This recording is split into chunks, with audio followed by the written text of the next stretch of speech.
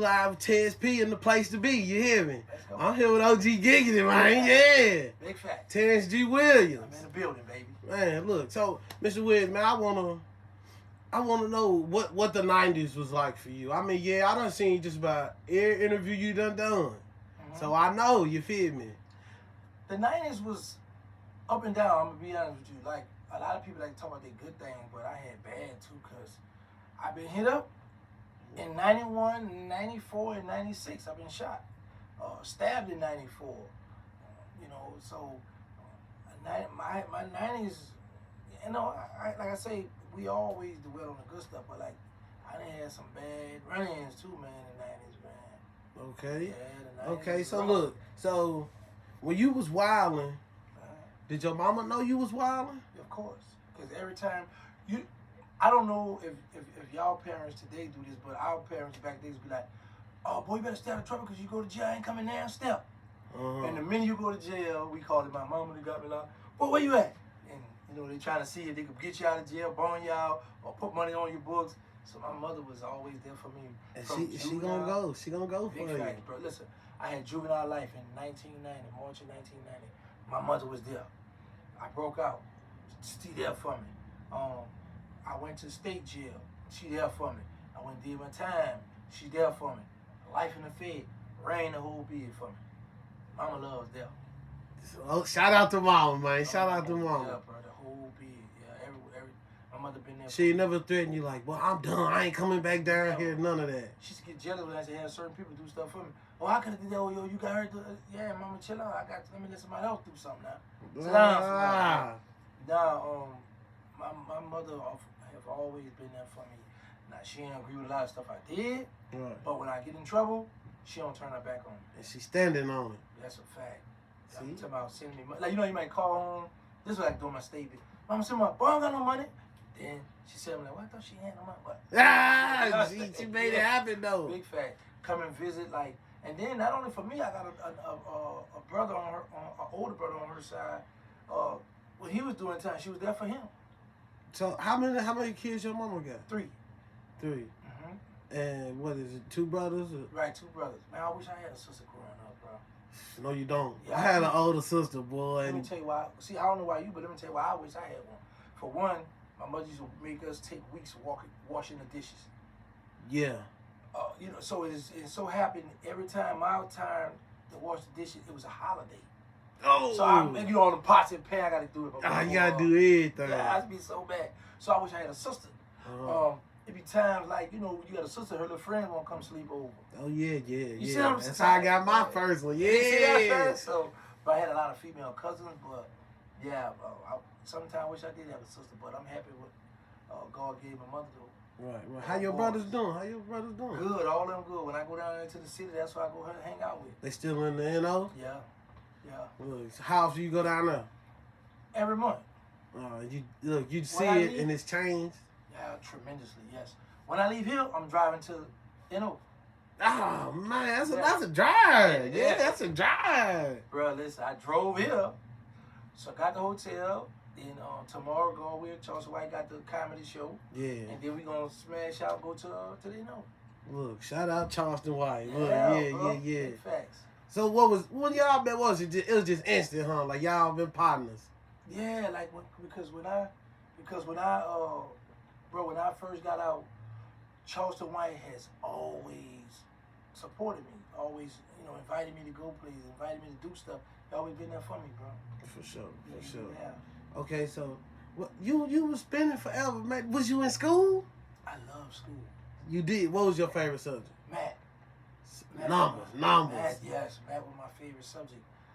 But I just always felt like, now I'm gonna be honest, I used to go to school because that's where all the girls were at. Yeah. But okay, let me see. 7th grade. I've never been in the 7th grade or the 8th grade. That's when you stopped? No, I'm gonna tell you this story. I'm about to tell you, I've never been in 7th grade, 8th grade. I've never been in the 10th, 11th, and 12th grade. So, he said, okay, so what happened was, when I was in the 6th grade, I got put out of school and went to this other school in BG neighborhood, matter of fact. So, I wound up going through juvenile time, juvenile line, I broke out. So when I broke out of juvenile, there's a school called Booker T. Washington High School. Mm-hmm. So at Booker T. Washington High School, the Calio project is right, literally like this the project and this the school right here. Like you could, some people could walk out their houses and walk right, driveway right here, school right here. Okay. So when I went to school to register, just because I didn't want my mother to be on my back, 'cause I had juvenile line and broke out. I don't want to be like, boy, you back home, you're home doing this and you're doing crazy, So like, let me go register to her like I'm doing something. But when I go there, they got a schedule already made out for Terrance waiting for 9th grade. Give me that. Goddamn. So I'm in school, right? Wound up going back to jail. Come home in 93. Then I went back but I went across. I didn't want to go to school on my side of the river because at this time I got a little beef and stuff going on. So I went to school across the river. It's called Old Perry Walker.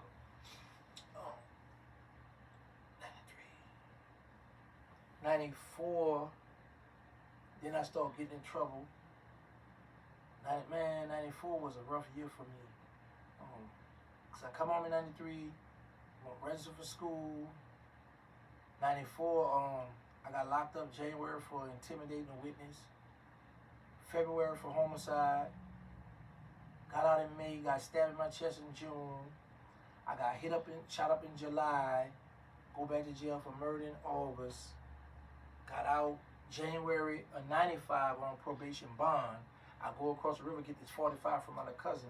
We coming out of this place called Mary Poppins. The police, task force, pull us over, we go to jail. Now mind you, I'm out on probation now, bond. Mm-hmm. So I go to jail across the river for a gun. Sat there for like 6 days, they released me. February I had a court date on my side of the river, so I go to court and the judge was like, I'm gonna lock you up.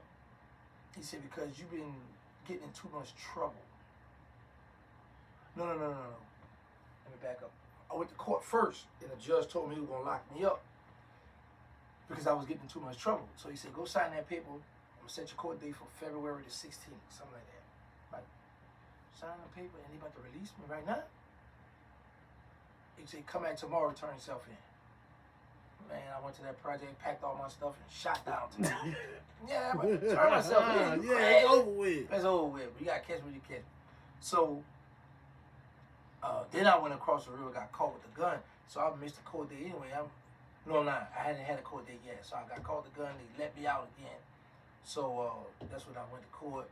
He told me, and I ran. It was February. I got caught in March. And that's when he violated me.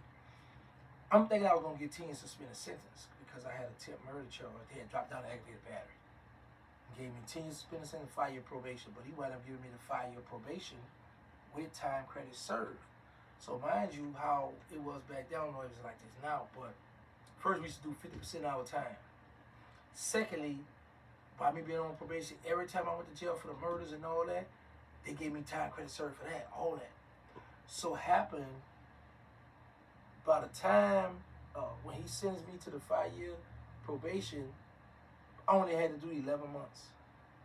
And I ran and everything on. I had to do 11 months, bro. So, yeah, I did. I got locked up March of 95, and I got out in April of 96. Okay, so this... No, a year and 1 month. My bad, not 11 months. So this after you broke out of juvenile, right? Okay, so I got locked up March of 24th, 1990. I broke out of juvenile September of 91. So you been juvenile a few times. Yeah. Hey, they say real OGs, it started in juvenile. That's what they say. Say, bro, let me tell you what's crazy. So, when I broke out of juvenile, I got caught in a Calio project in a little crackhead car. So I gave him a fake name. We go to juvenile. Me and my best friend Hank go to juvenile. The man said, what's your name? What's your brother's phone? I said, my mama don't have no number. Because I knew my mama gonna tell the truth. Well, y'all got him out of that. Yeah. Because I'm under the fake name called Richard Broomfield. So, they got this big, thick book in the juvenile bureau. And they got a lot of people in. So he looked at the book. I go to Booker T. Well, And I know that the dude who name I use, he lived down the block from me. He never been in trouble, and he really went to Booker T. Ward. So that's why I use the name. I know it's clear, but he told me I can't find it. So I'm gonna beat your butt. He kind of scared me a little bit, right? So I had a T and a W in my mind. I had 2 gold T in the front, like 2 front T. He said, "What that T and W stand?" I'm like, "That's for my daddy. He did."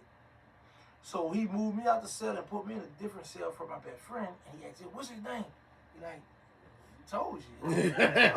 But he kept it. He held it down for me. So they bring us to the jail called the youth study. We go in there. They give us a phone call. So I called my co-defendant George. He's in Angola right now. I called his sister because I was gonna try to get one of them to get this crackhead in the project to come to court for me. To play like she my mother. Oh, okay. Yeah, so we go.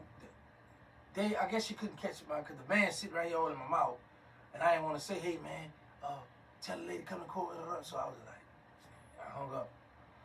We go to court the next morning, me and my best friend. So happened his mother and his auntie came in the courtroom with us. Mm-hmm. So I'm sitting here, he's sitting here, and they got his mother and auntie. What does this look like to you? Well, I mean, that look like 2 mamas. There you go. 2 kids, 2 mamas. So let me show you what happened, bro. The judge had did him first. He said, "Well, I'm gonna detain you because you got in trouble for auto theft before and all this stuff, right?" She said, "Richard Bromfield." I said, "Yes, ma'am." She said, "What kind of grades you making?" I say, "C's and D's." She said, "Well, you're gonna be making better grades than that, A's and B's, because you're gonna be on house arrest." I'm like, yes. So mind you, I got locked up March 24, 1990, and I was supposed to get out in 96. Mm-hmm. So this is 91. So I'm in the court with this lady, and I'm wanted for juvenile, and she releasing me, right? Because she think this, and then she think, so what happened was, his mother, auntie got up and left. I'm like, oh man. By them leaving, I'm like, these people might not release me now because I gotta have a parent, release me to a parent or whatever, right? I'm like, man, now if they put me in this van and bring me home, that's gonna be a problem because my mama not gonna say, "Oh yeah, this." Yeah, she gonna give it up. Yeah, man. I'm like, man. So his mother, auntie was like, "Well, they about to release Terrance." So they came back in the courtroom, and the man just let me go it on with them. So mama gave me $1. I got on that bus, went on back of the project. February of '92, I was in a car. I'm in the room. I'm in this house. And she did, and I heard it. I just found out she died. So we in the room. We in the house. She got a tall. So we had sex. Then we chilling. She gonna hit me with, "I want you to be my old man. We gonna move together." And all that. Girl, I'm 16 years old. I ain't got time to be trying to. You know what I'm saying? She trying to get you, yeah. Yeah, man. I'm like, nah, this ain't about to happen. So I said, "Come on, let's go." So we left out the house.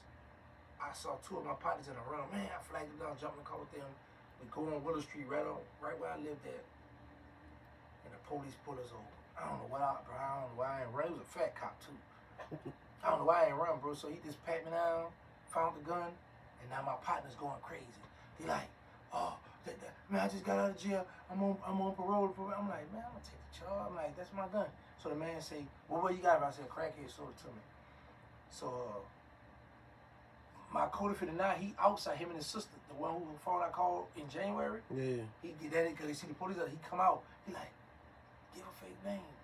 I'm like, "I can't do that because I'm gonna go back to juvenile. I gotta give a fake date of birth, so I could go to the adult jail now and try to duck juvenile." So I gave him a fake date. I go to adult jail. I go to adult jail. I go to court, and I had a gun. So they circled felony on the gun. They gave me 1 year probation. Okay. While I'm waiting, they found out I was a juvenile and sent me back to juvenile jail first. Mm-hmm. They found out I was wanted. Right. Sent me to juvenile jail. So while I'm up there, I say, "Hey, I don't want to go back to LTL, Scotlandville. I want to go to Monroe." Cause I know I broke off from over. They're not gonna give me no furlough because they was giving us furloughs back then. Mm-hmm. I know it's gonna be a long time now. What's furlough? Meaning like, if you stay out of trouble, or we should have unit team. Like you start, like I had a robbery charge, so I had a max, and then every 3 months you go to before you do the team, they do your little checkup on what all you been doing. You doing good in school, so they drop your level. You might go down to medium.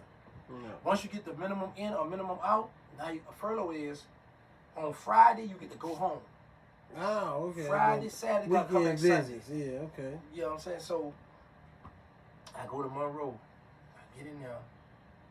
So the man said, it was a few of us sitting there. Now, Louisiana just had a game fight. No, I said Louisiana. New Orleans just had a game fight with Monroe. So we sitting there. I got my bag. Man come in and said, "Turn away." I said, "Yeah, what's up?" He said, "How you feel about being on protected custody?" But he asked me in front of all his dude. I said, "Man, don't play with me, man." He said, "You going home tomorrow?" I said, "What protected custody at?" So, yeah, so let's go. So happened was, when I got caught with the gun, they circled felony and gave me probation. So now I'm considered an adult. Now they don't want me on juvenile compound. Oh, okay. So they shipped me over to the Jetman Center. That's where all the bad children go at. And then next day they gave me a $50 bus ticket, gave me some of the nasty red beans, and sent me on my way. Bro, I get home October of '92. The people called me one day. They said, we need to talk to you. Come on. I went to the go out of the probation people. Man, he ran down on me. He said, you gotta go back to juvenile. I said, huh? Yeah. You gotta go back to juvenile. They said that gun, that's not a felony. That's a misdemeanor. They made a mistake and circle felony. Okay. We gotta go back. It's '92. So mind you, I'm supposed to get out to '96. So man, you done got out of that though. Yeah, but I still got that time I gotta go do. Ah. So they sent me back up there. But while I was home in '92, I'm around a club and I shot a dude. I hit a dude up like 10 times. When I go back to juvenile jail, I got a murder charge and I got an attempt murder. So they come got me. Brought me back down to the big jail now. But they bring me in this room, in the juvenile bureau. I'll never forget this. And all the most wanted people all up on the board. So the man was like, "You ready to give your statement?" No, I'm not. He was about to have me give a statement, but then he called my mother. "Hold on, let me call your mother for you." Yes, yeah, here you go right here. "Hello?" She said, "You all right?" I said, "Yes, ma'am." She said, "Don't tell him nothing. Tell him you want a lawyer." I said, "Yes, ma'am." I said, "I don't want to talk. I want a lawyer." "Oh, you charged with first-degree murder and armed robbery?" Oh, he got mad. Because see, at first my mother was cooperating with him, and I guess by me coming down from juvenile jail, whatever, but I wasn't wanting to talk anyway. But my mother was like, "Don't say nothing." So they put me in adult jail. They put me in a cell by myself. He come back to my cell. "Oh, they're gonna get you for that attempt murder too." I'm like, "How you know about that?" So when they put me into the jail, the parish prison, and when they put me in there, I went on a tier with my two best friends. But when I walk on the tier, it's kind of dark, so they're like, "Hey, go get him. I'm like, "Yeah, come on, get him." I'm nervous, I'm scared. I'm like, "Man, somebody playing with me already." I just got here, y'all playing these little games, right? So I go in this cell. It's like it's 4 bunks in one cell. Top and bottom. So it's this guy in his bottom bunk, but he's facing the wall. And I see some white feet out with the red soda. I'm like, that might be my bro stuff. So I want to jump on him, like, "Boy, it's a private." I'm like, "No, if I jump on this dude and this ain't my bro, boy, You gotta what's fight. good?" Yeah, This cell, bro. So I said, "No, I'm gonna chill." So I just got my mattress when I went to put it on the top bunk right over him. He turned over and looked up. "What was that?" I said, "It was my bro." I was so happy, right? So, bro, right now he in Angola, and the one who was saying get him. Remember I told you I had juvenile life? He was my co-defendant in juvenile. We did the robbery together. Right. So now these two in there for a murder they didn't commit, because they went AWOL. Remember I tried to give us furloughs? Yeah. I broke out. Mike, the one in the cell with me, he went. They gave him a furlough. He didn't go back. And then my co-defendant Jar, she let him out on furlough, and he didn't go back. Right. So it happened. We got our project at Walk with the 10th ward. There's a lot of shooting going on. So that some boy who was in juvenile with us pointed them two out, saying it was them two when it wasn't them two. So man, they've been locked up since 1992 for a murder they didn't commit. They still in there? Still in there. They say that's what happened to C Murder. I don't know about secret. That's what they say. I don't know. I wasn't down that end. Yeah, I don't know about C, but I know about them two. I know the reason why I know for a fact they didn't do it because we was all out running around, and then the three guys that did it, one home, one dead, and the other one he home now, but he was up there with them on the same compound. Did they know it was him though? Yeah, okay, I missed the part. So when they arrest the guy, we already my partner might fight the charge, but he the tear up. The tear up mean like you the head over the tear, like you feed the food to the inmates and all that. Okay. Even though you're an inmate. So when the dude came out there, man, like, man, why you ain't sending them some money, man? Why you was out there? He was like, man, I was trying to, but man, you know they got y'all down bad on the charge y'all on. That was me, him, and him. He was like, we looked at each other like, yeah.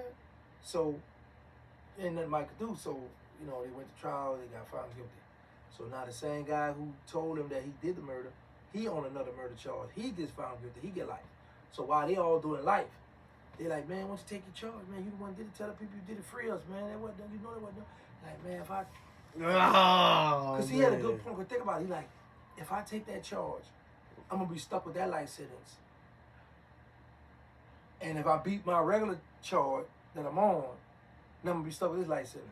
And so having that man home right now. So if he took his own, he still charge, be in there. Yeah, you know what I'm saying. So yeah, but my two best friends. Is that worth snitching though?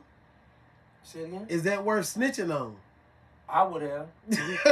You know it? I mean, hey, he done said he done it. Yeah, man, he told it to us, bro. But, back then, we didn't come up like that. So, It was like, just stand on it. They've been standing on it, but they've been locked up since 1992 for murder they didn't commit. Was you ever scared to go to Angola or anything? No, because all my people there. Let me show you something. Every time I got locked up for a homicide, right, from 92 on to 94, I go to the OPP, the Old Parish Prison. It's a jail, OPP. The guys that I'm locked up with, the ones getting life sentence, going to Angola. Right. So all my peers gone to Angola. Yeah, everybody you know already gone. So if I would have went there, all my people there. And then my two best friends, as I told you about, they there. Right. You see what I'm saying? So, no, I've always had people. But I would say this. The time when they went there, it was rough. Little dudes was getting raped. It was a lot of bad stuff that was happening to youngsters back then. Like them old predators or something? Yeah, but they play all kind of little slick games back then. So, I don't know what would be the outcome for me, but I know how to fought for my life. But they all made it. They made it fine. Right. Now they old heads now. Right. Well, I mean, you made it in the feds. You did what, 23 years and 10 months. Okay, yeah. You did. That ain't no little walk. No, and then the feds is different. There's a whole lot of politics. Cars, like the whole South, like Louisiana, Tennessee, Georgia, Alabama, all us will be together. Like, you see how me and you talking now? We don't much know each other. If we was in the Fed, me and you would be sellers. Me and you would be holding each other down. I gotta watch your back. You gotta watch my back. You from Tennessee, I'm from Louisiana. I don't want to know you. Right, but you basically gotta put your life in this man's hands. Yeah. So I gotta hope you don't want to gamble, smoke, no drug, do nothing that's gonna jeopardize me from going home. Because if somebody running out of cell to try to kill you, I gotta defend you. And you don't even know why. You just know you gotta ride with them. Yeah, you ran in my cell, I gotta ride with you. God, And then we got then the South, we have a hands-off policy. So if you get into it with somebody from the West Coast, if they put their hands on you, now we gotta see what's going on with this. Right. You know what I'm saying? Well, like it's like a meeting with the big dogs, or it's just going down. So what happened was, it depends. Say if it's 100 of us on the yard, and say if it's like 200 of them. So we're gonna let all our people know, we gotta go to the yard, man. The homies got to the West Coast. So we're gonna go out, whoever speaking for the South, gonna step up, do the West Coast. So we right here while they politicking it out, working it out, trying to see if they're gonna get a fair one, or he gotta leave the yard, or why did he put his hand on him, or do he old, or so we just standing there waiting to see what's gonna happen. If they don't work it out, if they pop out right there, everybody gonna just choke. Everybody go. Yeah. Yeah, bro. But you At what point did you decide to go Muslim? Well, I took Shahada in 1995. So what happened was, when I went and did my state bid in 96, in 95 I got out in 96, nobody taught me nothing. I didn't know none of the literature. I didn't know what was the difference between Sunni Muslims and Nation of Islam. But I remember going to a Jumu'ah and the older brother was talking about Farrakhan bad. So I was like, okay, I know I ain't in the nation. Now when I got out, I'm in a project, and this tall brother with the suit on come walking up the street, and we all jump up and run in the house. Sort of like how the Jehovah's Witness come bang on your door. Yeah. That's what this brother just do for the Nation of Islam. So one day he bang on my door, hard, powerful. I'm peeping out the window at him, right? So I said, man, I ain't about to keep hiding. What's up? So we started talking. He invited me to the mosque downtown. And I like how they was talking and spitting, you know. So this is 96, so when I go do my fair bid in 98, my homeboy, he deceased now, he was the minister for the Nation of Islam. So, you know, quite next, but it's been my homeboy, the man, I'm going to gravitate and come over here with him because I don't know about Islam. I don't, you know. So I'm like, oh, this is my home, I'm going over here with him. So it's like about 3 of us. One time with 5 and 3, it fluctuates. So it's like about 80 to 100 Sunni Muslims. I'm like, look at them, who do you think they is? They ain't better. Farrakhan, you know, I'm looking at them ready to fight them. Because I don't know. I don't know the difference. You know, I don't know the deen. So 2005, I'm in a chapel. And I'm sitting here, Brother Abdul Wasi sitting right here, and there's a TV down here, there's some Christians. They're watching this Christian dialogue with a Christian and the Nation of Islam person. They're going at him. And the Christian guy getting the best of him. So I was like, man, you hear that? He's like, man, I got more literature than that. I'm like, yeah. So I said, let me see. He brought me to the locker room, and he had Muslim, Nation of Islam. Muslim, Nation. So he breaking it down. I said, man, I want to take Shahada. So I took my Shahada again. So I got all around the jail, right? So it happened the minister, the guy who was the minister on this yard, because I got the nation in I forgot what year that was. 99 somewhere. Because of my homeboy now, 2005, and they got shipped out over here, and there's another different minister. He went to the hole for something. So when he went to the hole, that's when he's like, how y'all let him get away? So, because a lot of people we have what you call fishing. Meaning like on Fridays we go out and like, hey man, come on in, come listen to the Farrakhan, come listen to the tape. So a lot of people would come in because of me. So, and I was cool with this guy for the more science. I never forget this, man. I go in to lunch. And like, gangsta, man, I'll let you. Like, what's up? What's this? I heard you took your Shahada, you left the Nation of Islam, the black man religion. Now, mind you, he in the more science. He not in the Nation of Islam, the one he telling me about that I left, the black man religion, right? I said, yeah, I took Shahada.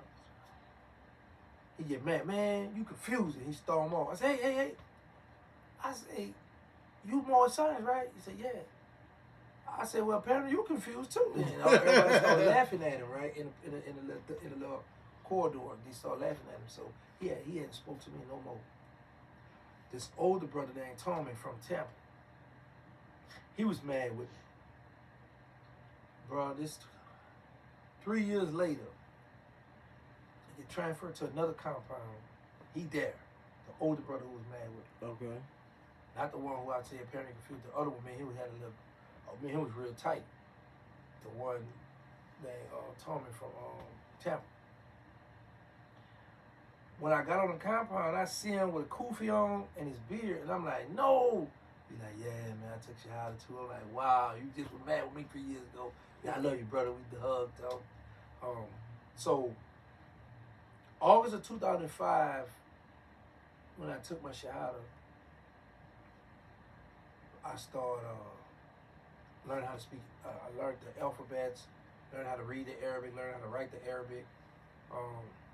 As a matter of fact, the brother who taught me the Arabic out here in Nashville right now. Shout out to him, man. Shout out to him. Yeah, bro. So,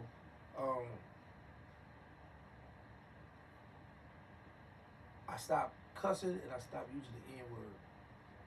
Was it hard for you? No, because, okay, like 3 years before that, I had a homeboy from Lake Charles. He had a mouthful of gold. So I was like, we was talking and we was having a debate about something. I said, man, you say such and such, such, such, such, such, such. He said, I ain't say that because I don't cuss. I looked at him.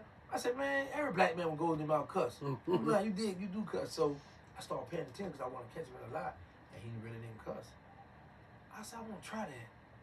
But I tried it out, relapse, go back to my cussing. Right. So, and then in 2005, I just like, I'm going to take my time. Because I was always told, like, when a person cuss too much, that means you short on your vocabulary. So I used to always be in the dictionary, reading the dictionary, because I had a celly, a white guy, he used to read the dictionary. So when I went to the hole, I learned this in the hole for reading the dictionary. Like, you know what a banana, apple, and an orange is. Mm-hmm. What is it considered? Fruit. So what is onion, a bell pepper, and a cucumber? Fruit. Onion and fruit? Nah, onion a vegetable. Okay. Cause when you go get a burger, that's part of the veggies. Okay. Okay. So, but what about the bell pepper and the cucumber? I would think they'd be vegetables in a salad. Okay. Jalapeno pepper. Still a pepper, still a vegetable, right? Okay. Wrong. So here's the thing. A bell pepper, cucumber, jalapeno pepper, tomato, all them fruits. But they eaten as vegetables. So I learned this because anything with a seed in it is a fruit. The seed in it. Yeah, anything that have a seed in it is a fruit. Okay. So, bell pepper got seeds in it. Yeah, on that side, yeah. Yeah, so I learned, but I read this in the dictionary. If you look at the dictionary, it's going to say a bell pepper, a fruit eaten as a vegetable. Ah, yeah, okay. So a jalapeno pepper, like, this is a fruit, a hot fruit. You know what I'm saying? But, yeah, bro, so I learned a lot. I tell people in prison, you can either go there and apply yourself, come home well educated, or you can go there, get with the homeboy, go shoot dice, go smoke the K2, go chase behind them homosexual, go gamble, go run to play the ticket, and come home still ignorant, still stuck. And there I learned how to incorporate LLCs. I learned a lot of stuff in prison. So now when I come home, the only thing I was behind was the iPhones. They don't teach you about all that. No, that's what I was telling. I told my counselor, because I had a class called I Can Go Home and Be a Better Man. Me and his older white guy, I forgot his name, because he wound up going. So anyway, I said, we need to teach a class on how to work on a cell phone. She was like, yeah, but the only problem is we would have to have the cell phone in the classroom so we could, show them. And that'd be a problem. I was like, yeah, you're right about that. So when I come home, I didn't have nobody to help me. I was on my own, just trying to figure it all out. Then my mother and all them, I didn't want to call them, bother them, Matter of fact, my mama ain't had no iPhone either. So, I was in Texas, she in New Orleans. You know what I'm saying? So, I had to figure, like right now to this day, I still don't know too much stuff about the iPhones. Androids, my buddies. So, yeah, I love them Androids. But I have 2 iPhones. I have 5 phones altogether. 3 Androids and 2 iPhones. I use one of my iPhones just to record and film with. I got an iPhone 17 Pro now. I just use that to record and all that.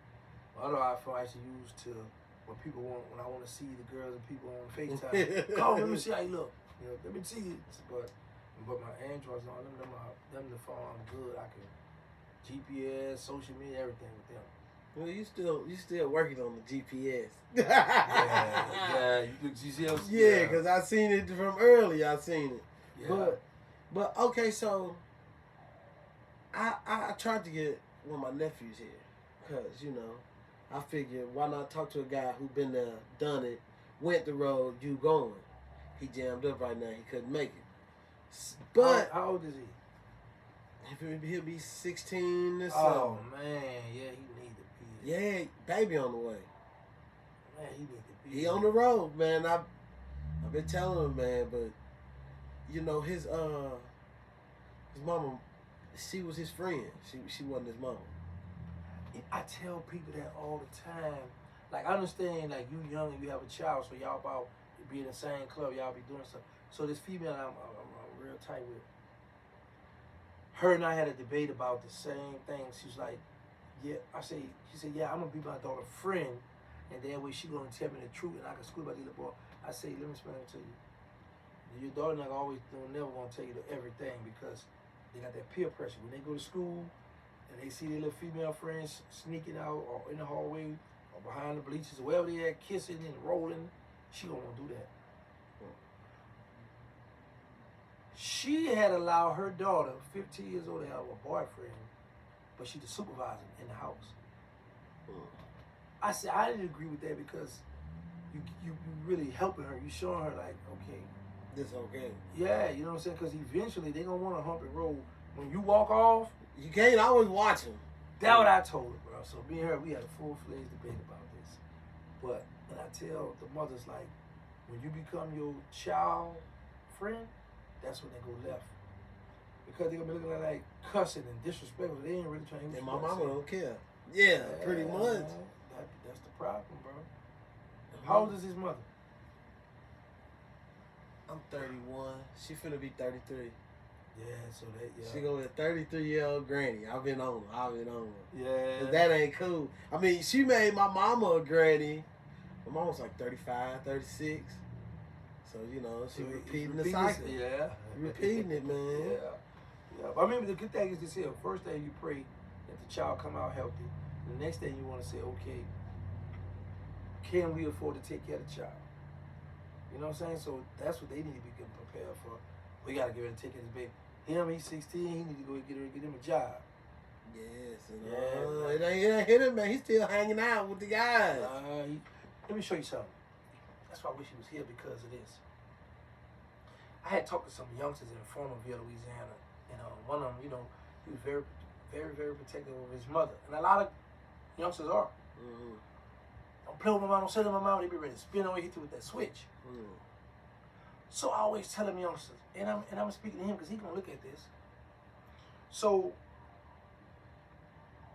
you love your mother. They might be at the same club, around, hanging out with her. If somebody walk up and disrespect his mama, he ready to jump out there, fight, shoot, whatever. Because he's the man of the household or whatever, protecting his family. Gotta protect his baby mother. Got a baby on the way, right? So you the man of the household, you holding it down. Now, if you out here on the corner, out here in the streets and doing your thing and you get in trouble and go to jail, you done failed your family now. How you gonna take care of mom? How you gonna take care of your child? How you gonna take care of your girl? That's what happened with me. It wasn't until Hurricane Katrina hit, and I was like, man, my mother and grandfather out there stuck somewhere, all the water rising. I can't be with my children. I don't know what, man, that's when I just felt, man, I jacked this wreck. So I always tell all of the youngsters, like, man, you say you love your family, you say you want, you protect them, you ready to jump out there, somebody do something to them, but if you go to jail, how you gonna protect them? Yeah, you can't be there. You can't be there for them, you in jail.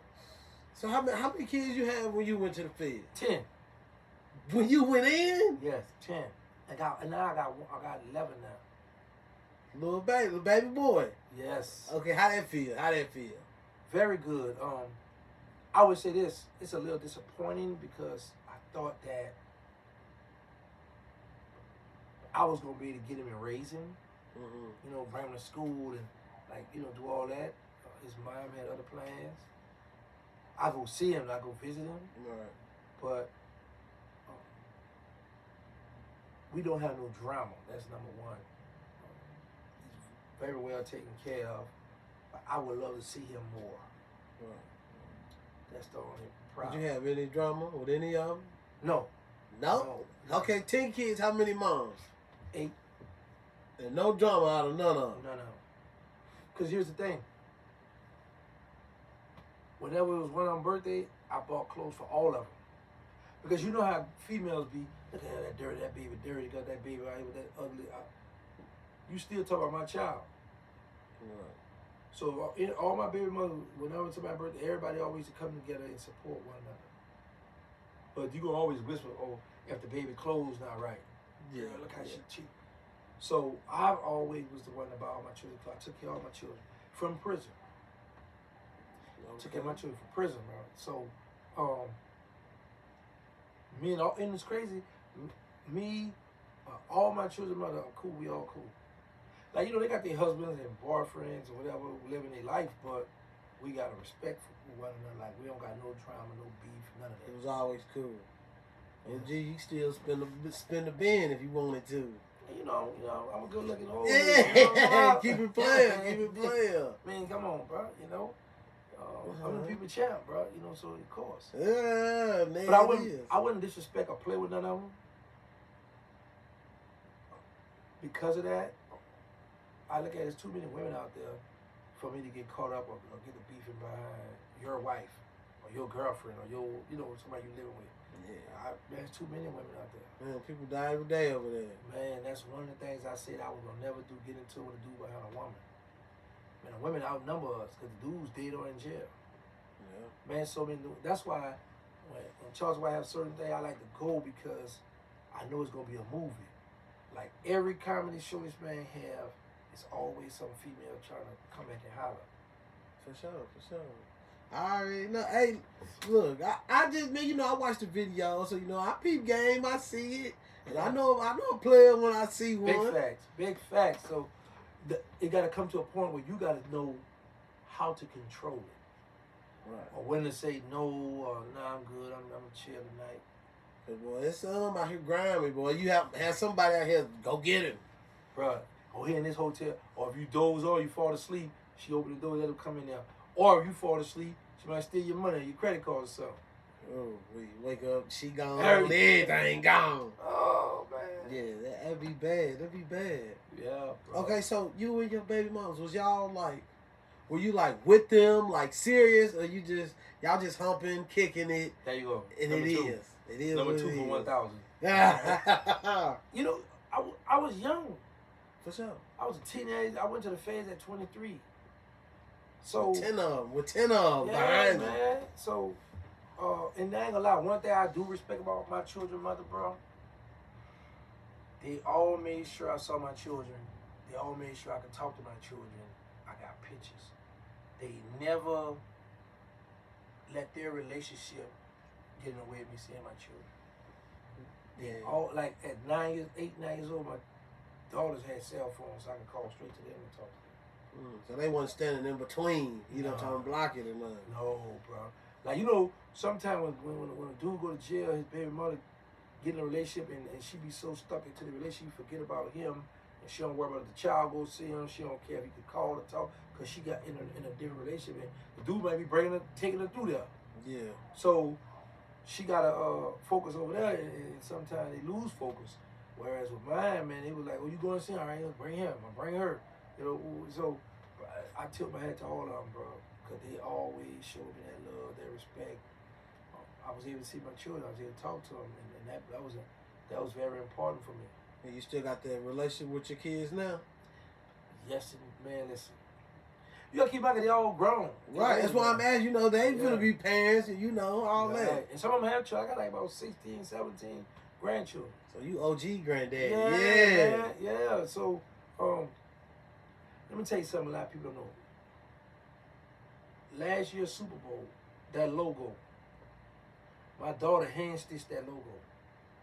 The NFL, they paid her to hand-stitch that logo. She making moves. Yes. Her own moves, so that's what I've been proud of about that. Graduated from Tulane University. One of my daughters graduated from Howard University. Man, Now my youngest, no, he ain't the youngest no more. My second to the youngest, he in the Fed. Okay. I remember something about that. So, Mm-hmm. so how that's going? How he doing with that? He got found guilty, so he's waiting for sentencing now. Yeah. So that was at CCE or something, right? That criminal enterprise they gave him. No, he got caught up with the RICO. Okay. Conspiracy, the RICO conspiracy. Him and like 11 of them, the gang, Bird Gang. Say, bro, I used to buy my son like 6 pair of tennis shoes every year for school. Make sure he ain't want for nothing, cause I know the excuse. You cutting class now, you ain't got the right shoes on. You know, moms can't get you the stuff you want. So I always made sure he had all that. It's called, boy, what you got going on out there? I heard you doing. Nah, Dad, I just be riding my dirt bike, Dad. That ain't me, Dad. That's the other Terrance. They lying on me, Dad. Man, I sat in trial the whole 2 weeks. Out of all this co-defendant, he the only one they got pictures of with guns, as long as my own. On the Snapchat and all, he posted the gun. I'm still telling him, bro, don't do this.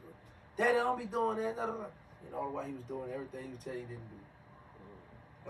He handling it though? He in there standing on his own? Yeah. Well, you was in court for all that too, right? Yeah. How they feel? Just to, be there for him. It felt good, and what really made me feel good was when I came to court. So you gotta keep in mind, my whole life I'm used to coming from back this way, coming into the courtroom shackled up, looking for who in there, a female, my mama. Now I'm coming to court with the civilians, this way. Yeah. The police, the marshals, whoever, all of them, hey, how you doing? The FBI, they all see it. I'm all in the hallway where they at. I get to go in the courtroom and sit on this side. And then it hit me. I say, 20-something years ago, my mother was sitting over here watching me get a life sentence. Now I'm sitting right here with my son's mother. I ain't lying now. My son, his baby mama, they came in there. Joanne, a few little female came in there. They came in there for him, yeah. Okay. I said, look out, boy. I ain't had this much support. But we sitting here and I'm looking like, man, my mother was here witnessing me get life. Now I'm here to witness my son. You know what I'm saying? When they found him guilty, I had got like a little choked up, tears coming to my eyes, right? But I looked at him, and he shook his head like, I'm good, Daddy. And that's what gave me the strength. Crazy part about it, the little boy he got found guilty for, his mother was in court. We sat by each other, and she sat up front. I said, we all up the same project. We come up together. So you know her? Yes. Okay. Very well. Okay. But just so happened, she got pregnant by a guy at the Calio project, so her son, claimed the project where his daddy from. Okay. Your mama from over here, but your daddy from over here, so he claimed that. So my son, born and raised in the Magnolia Project. And yeah, man, so it's like it was all families in there. People that grew up together, like my son, mother, and her, they grew up together. They've been knowing each other since they was young, It just it shows how it affects people. You never know who it affects. Yeah, man, so that stuff was some touching stuff too, bro. And then we come out the thing, she said, that's crazy. We both lost. My son dead, your son getting life. Yeah, nobody wins. But I always say this, though, I already go see my son. You can go see him, though. Yeah, you can go see him, though. Yeah. Big facts. So I saw, they like the New Orleans was the murder capital of the world. But what people don't know, because I'm from the projects, people don't know, people think the projects is like Iraq. Like every day is just drama. But tell people about your fun. Every day wasn't bad in the projects.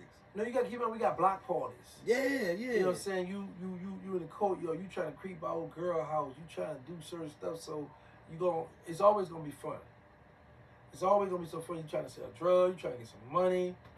You might be beefing with somebody, running through the project, whatever. But you got time, like you got the block parties, man. Everybody out there dancing, having fun, and now you trying to see who you gonna hit tonight. What female you know what I'm saying? Or who could duck over the hallway right now? Girl, come here. You know what I'm saying? So. Yeah, man, and then the project, I know our project, we got the cuts, and you run through the cuts and go over here, right? And then on the old side of the project, you go through one side and come out through the other side, all kind of stuff. So, you know, people who grew up in the project gonna say, yeah, we had our goods and bad. Yeah. Okay, so out of all the hot boys, original hot boys, Okay. which one was your best friend? Mosquito. So, say Mosquito and Sterling into it. Whose side you on?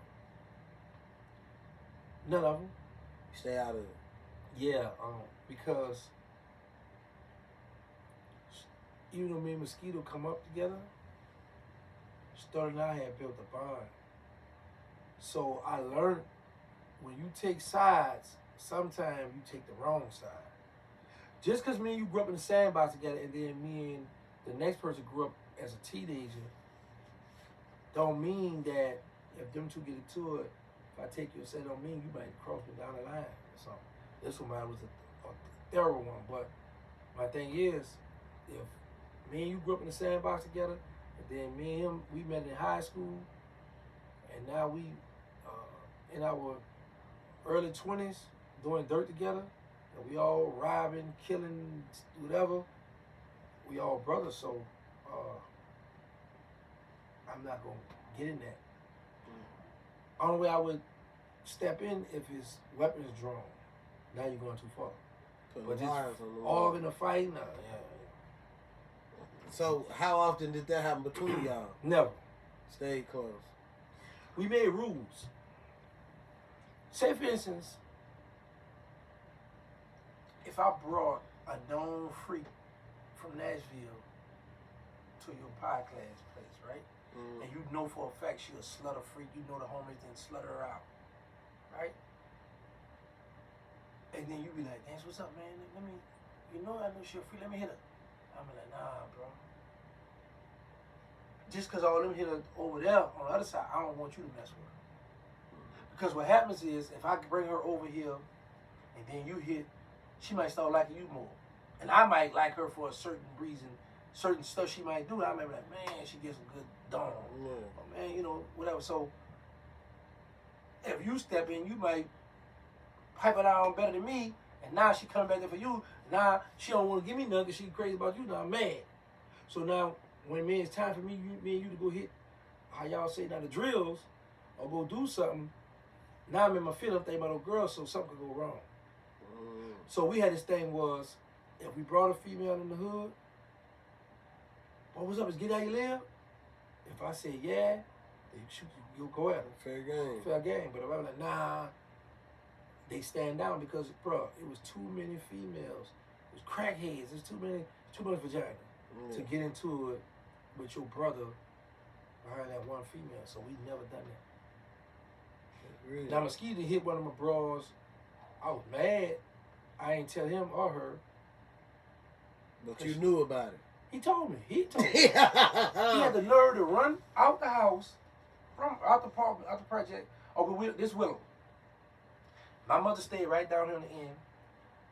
The female who I was messing with, she was across the street by one of her family members upstairs on the second floor. I never forget this. That boy, he come running down the step because he was in there putting in the work with her, putting in the time. So she bit. She wasn't my main old lady, but she was a female that I liked a lot. Little red bones with pretty little light brown eyes too, bro. Trouble. Thick too, fat little. Trouble. That's nothing but trouble. Fat little. Bro, he come running down the steps. He run over across the street by me. He said, "You got a rubber? You got?" I said, "What?" He said, "I'm about to hit such and such." I said, "What?" She about to let you hit. I said, "She about to let you hit." He said, "Yeah." He got the rubber, ran back over there. And he hit her. Man, the next morning, because she used to drink a lot too. The next morning, that girl come banging on my door. 6 in the morning, banging on my door to let her in. Her mother was cool too, so I didn't want to let her in. I walked, got back in bed. My mother let her in because, for one, it was a female. Two, her mother was cool, you know, and anything could happen to her in the project, you know, being out that early in the morning. So, in the room we had 2 little twin beds in my room. She came in there, jumped in the bed, called her mother. She waited for her mother to come pick her up. And you know what? I never had sex with her no more, but we were still cool. Right. We were still cool, and I just felt like, man, I ain't about to hit her at the mosquito. Yeah. You ain't run after him now. I ain't gonna mind my dog, but yeah, but we ain't never had no beef behind no female, bro. That's good, never. Man. A lot of people can't say that, man. Say, let me tell you another story. I had a female, she's still alive. She was like about 5'9", dark skin, pretty, jet black hair, fat butt on. Doing it. Sterling had her friend, so doing it. Her friend found the male presence, but she in the Magnolia, and they up there. So we in the mosquito, we riding on Willow. Actually, Stone had me bagging up some coke. That's what it was. So doing it like, man, what's up, man? I can hit a girl. I was like, yeah, I don't care. Do your thing.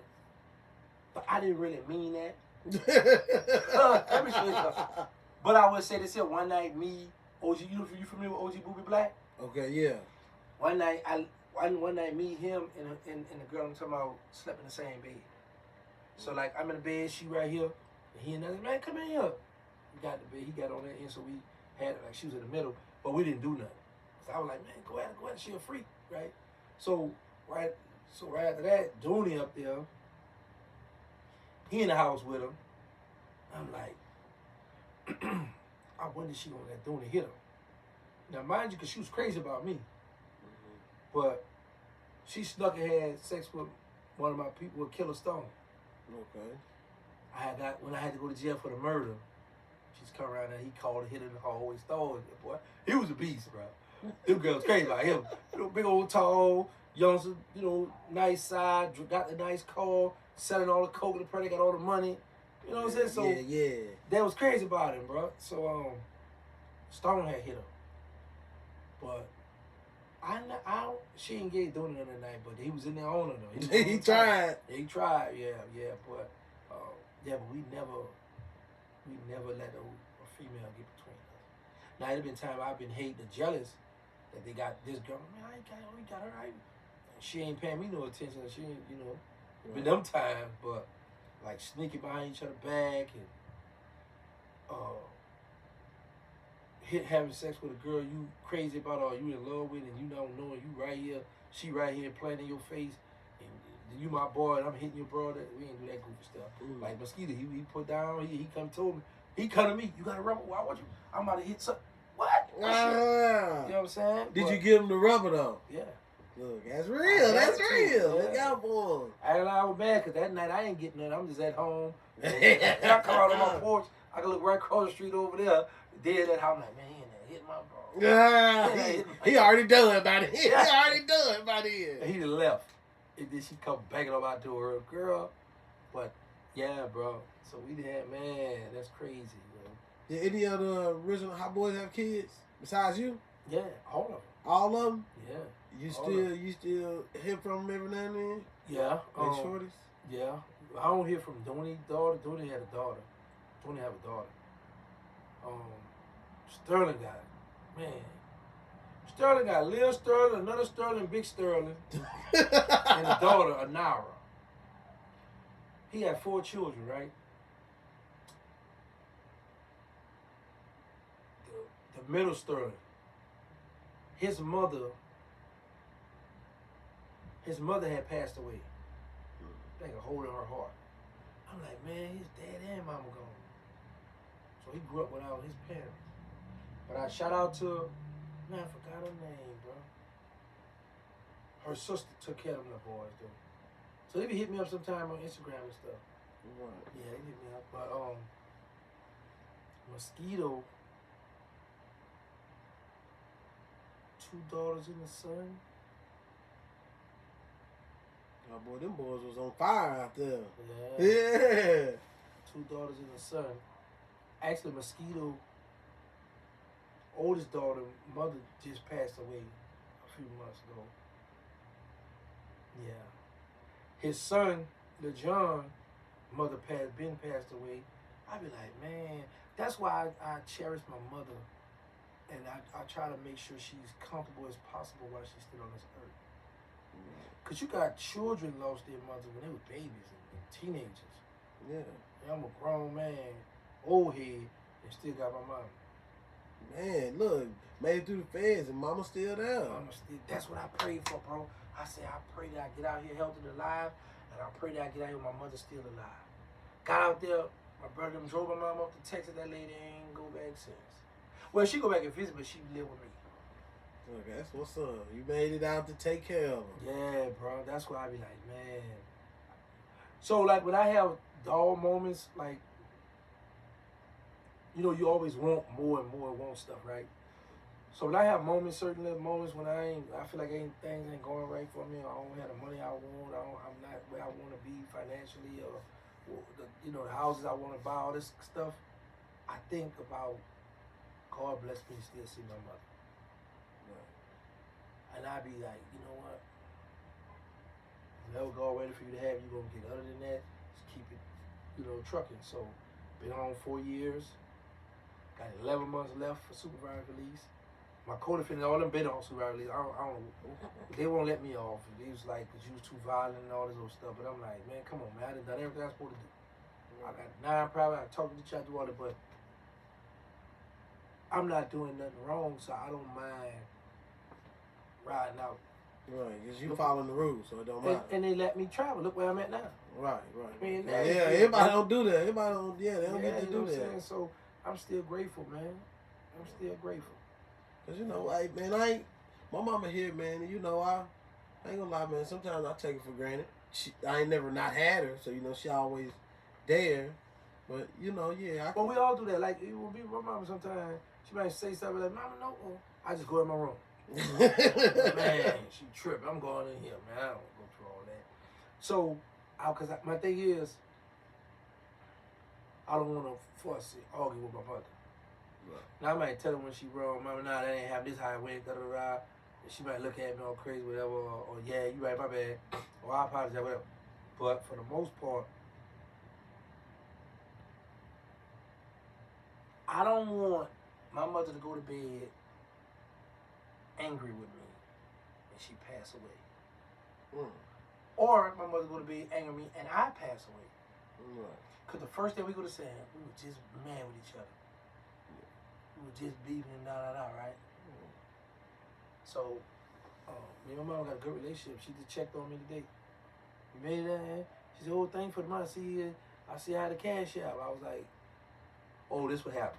So, my mom accused me of taking the money. So, I got jacked on Cash App before. Oh, they got me good when I first come home. Them foreigners, they got me good. They only got me like out of $876 though. That's enough to be mad about. Yeah, they got me. They got me good. So,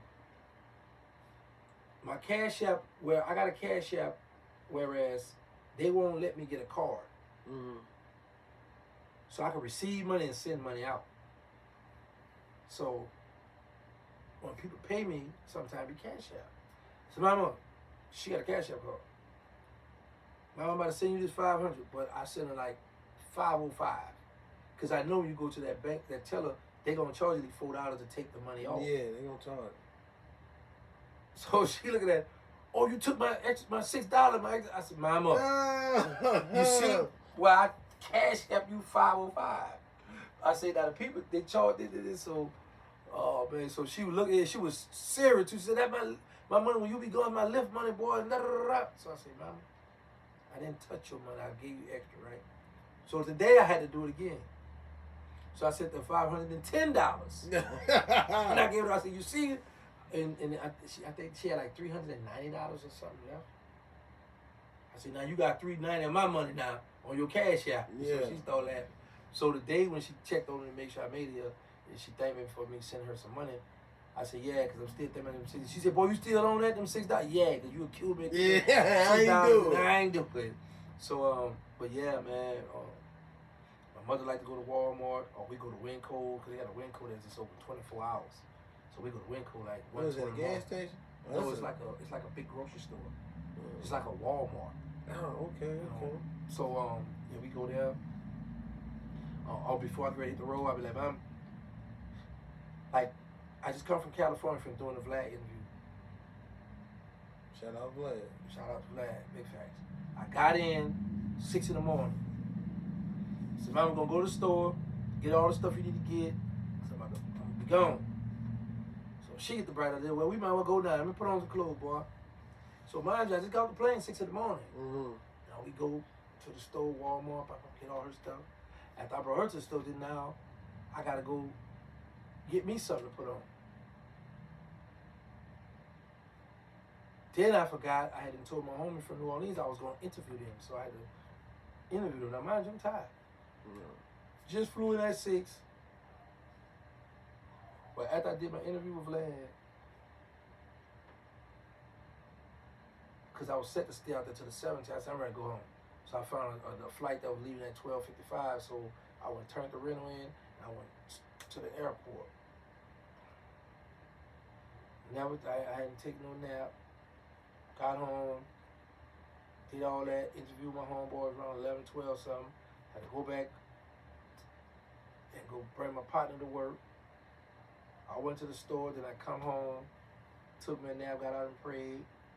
About 5 something, took me another nap at 8, got up and prayed. Then I told my other 2 partners I would interview them. I interviewed them at 12 that morning. Went pick my partner up from the Waffle House. Set my alarm for 2:30, took my little cat nap, and then got on the road and came here. Yeah, full schedule. That's a hustler, man. Hey, that's a hustler, man. All right, big facts.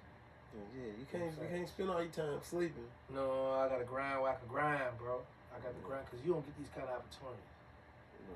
Man, that's why when I talk to you and you feel me, threw me off guard because I'm like, I'm going to text him. He going to get it in a few hours. He going to hit me back and he probably ain't coming. And when I text you and me and my old lady just sitting there talking and I sent you my number, you, right? I'm like, oh, hey, answer that. Make sure you answer that. Opportunity knocking. Big fat, like, I answer and I tell people this. I don't let this social media stuff get to my head. Because I always tell people, just like God gave it to me, He can take it from me. So I answer all my own DMs. I talk to the people. I respect everybody. Man, you are the people's champ. Mr. Answer right back. You hear me? I'm going to do that. Well, what you said on that last interview? Mr. I don't care no more. I don't care. Be like, so I said, I don't care. I had told my homegirl make me some shirts. Matter of fact, I'm going to get on her butt when I go back down and have my shirts ready. So, I wasn't even going to come to Nashville. You hit me when you said, man, you going to be down with Charles? Well, I'm trying to interview you. I said, well, I'm on my way. Yeah. I just come from Canada. I was going to chill. Because I told you, I said, Charles, because I had just did Detroit, St. Louis, and Indianapolis with him. And he said he got to go to New York, Buffalo, got to come here, and then somewhere else. I said, nah, he got to go to Houston. I said, nah, bro, I'm going to chill, bro. But when you hit me, I say, man, I still got bills. And I seen it wasn't that far. I'm like, if I could make it 8, because I was about to drive to Canada too. I was going to drive to Canada 20 hours to go by Vlad and then go to Las Vegas to go by 607 on. So when I said, okay, it's a 10-hour drive.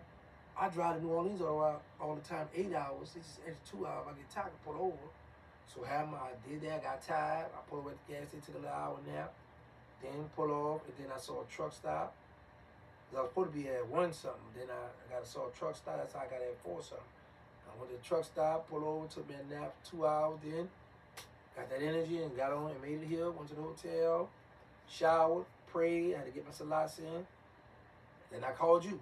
I was like, let me see how far you there. I'm like, man, you an hour. I said, man, an hour. Hey, that's why I'm like, Nashville ain't never that big, right? So when you said, well, that's walking distance, I said, let me see. He made me right. So I said, yeah, my bad. So because you showed me, that's what I'm saying. Like a lot of stuff I don't be knowing. I just put it in my GPS. I said, man, a whole hour for it. So, excuse me. So when I said, okay, I'm 20-something minutes. So I set my alarm, bro, and just shot on over here, man. For sure, man. Look, I told my old lady, we sitting in the car, and I was like, hey, baby, my money finna be tied up a few days. I might need you to float me. And she was like, well, whatever. She sent me some money right there. Yeah. I'm like, good. I'm already sent you up front. You feel me? That's a fact, bro. Yeah, so, bro, let me tell you something. Once I started making that money on YouTube, I ain't got my own spot. I was living with a female when I first got out. Then I got my own spot.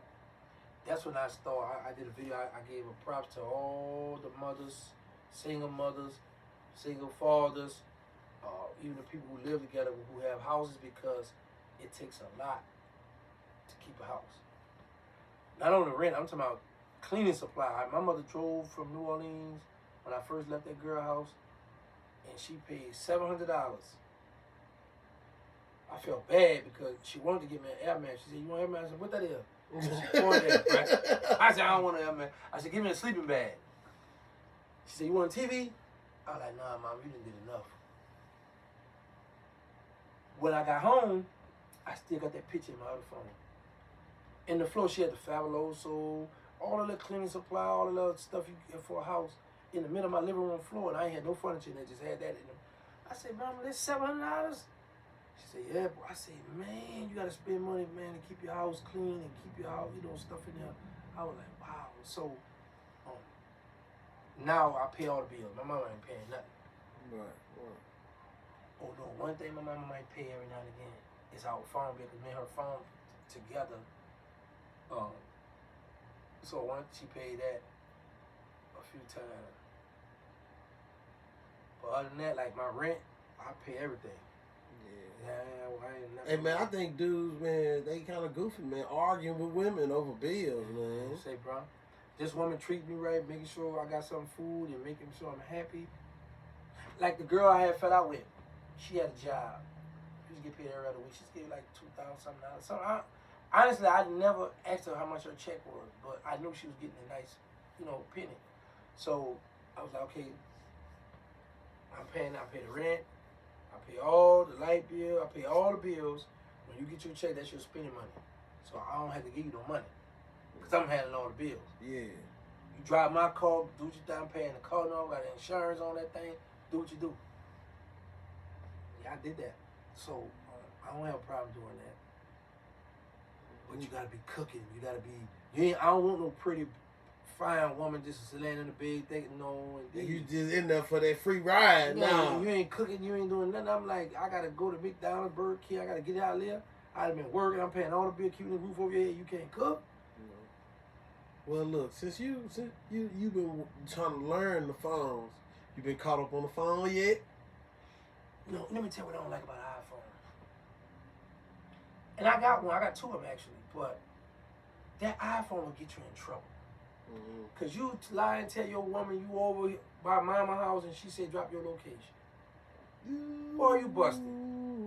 Or call you on FaceTime. Let me see where you at. Man. Hey, look, you get one, man, and she already did your location while you sleep. Look at that. See what I'm saying? You don't even know. You don't even know she knows. Right, bro. So I will say this. I'm blessed and happy to be out here to witness all this madness out here with these phones and all this stuff, bro. I'm gonna be honest about that. I am. I just be getting confused with these phones and stuff. Like they be talking about download app, everything app this, app that, download this, download that stuff. Be driving me crazy. So, but I look at it like this. I'm being down here on the street till my probation is up. So when I gotta do something, or if something become challenging for me, I just be patient. I take my time, and I call somebody, or I try to see how to do this workable. Because I'm like, you know what? At this age, I need to be inside anyway, trying to learn how to do this stuff versus trying to go spend the corner, go to the block, girl. You know what I'm saying? So a lot of stuff, I just be having fun, be happy that I didn't learn something new. I would say this, bro. I ain't never in my life done drugs. So you ain't gotta worry about me going back to jail for no dirty, right? Right. Now I might go back to jail for some money, like you know how they be having the PPPs and this. I might get caught up in that, make a mistake, like I ain't know. I'll bring my mother from the doctor. I said, Mama. She said, what, boy? I said, you wanna know what I'm scared of? I said, I'm scared to go back to jail.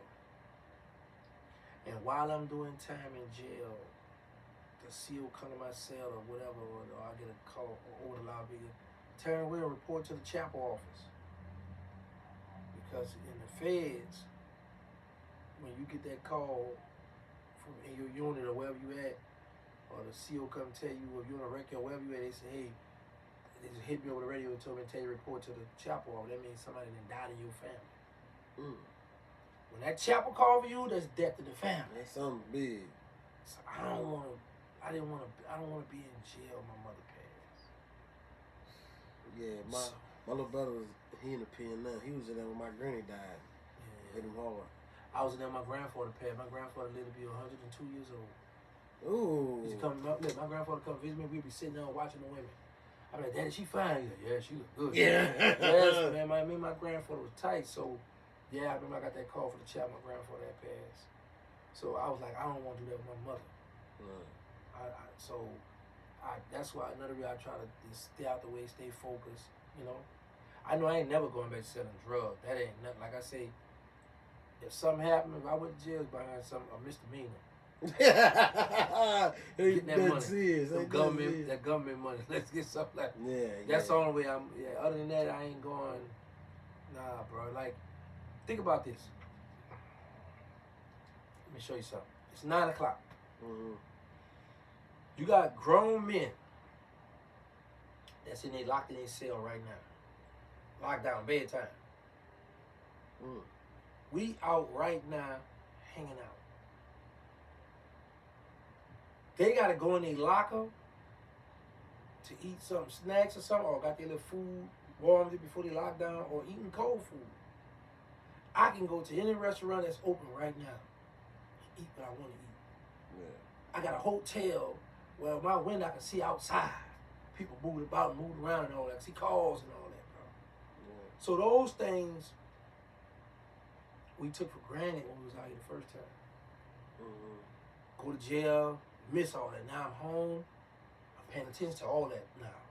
So that's why I like to drive certain places, because I'm like, I'm sightseeing, I'm seeing stuff, stopping by, just taking it all in, bro. I'm taking it all in. Okay, so you, when you got locked down, what was day one in the feds? What is that like? You know, you just something totally different? Is that something you planning for? Was you prepared for it? What was it? Yeah, you gotta keep in mind, it's done juvenile time, state time. Now I'm in the feds. You know what I'm saying? And then the fed was sweeter because we had soda machine, a snack machine in the unit. When you go in the child hall, you go eat your food. You know how you go to McDonald's, you get the cup and you got the ice machine, ice, and you get the sodas? Yeah. They had that in our cafeteria in the feds. When we go get our food, get our tray, we come around, you got the hot bar right here, so you can eat as much as you want, beans, lettuce, and all that old stuff right here.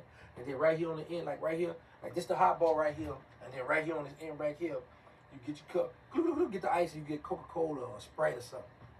I guess it ain't too bad. You know what I'm saying? So, you had dudes cooking steaks in there. We used to get fried shrimp. The Fed didn't change that, but when I was in there, it was eating good. On the rec yard, you got orange juice, Yoo-hoo, apple juice in the can on the rec yard, right?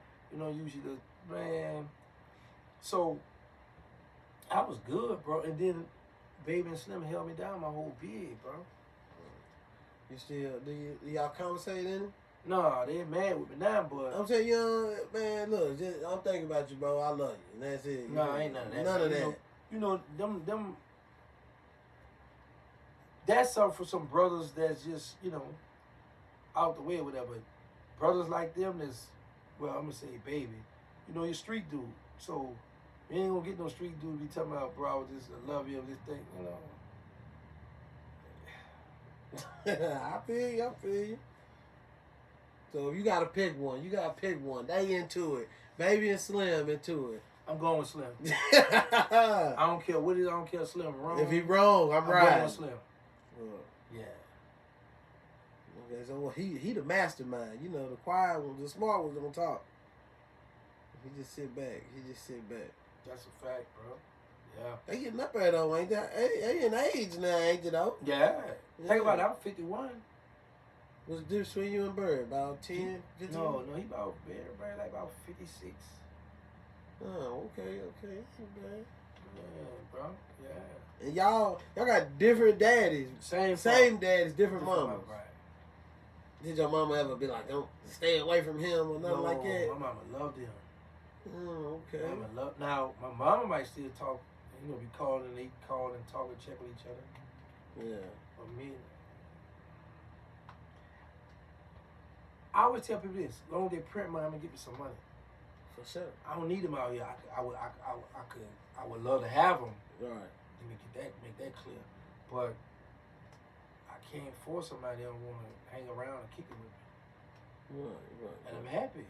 I mean, with the little I got, I'm happy, bro. So how long has it been since you seen it? Put y'all eye to eye. How long has it been?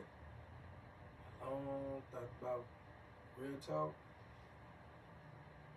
What I did? I come on to 22.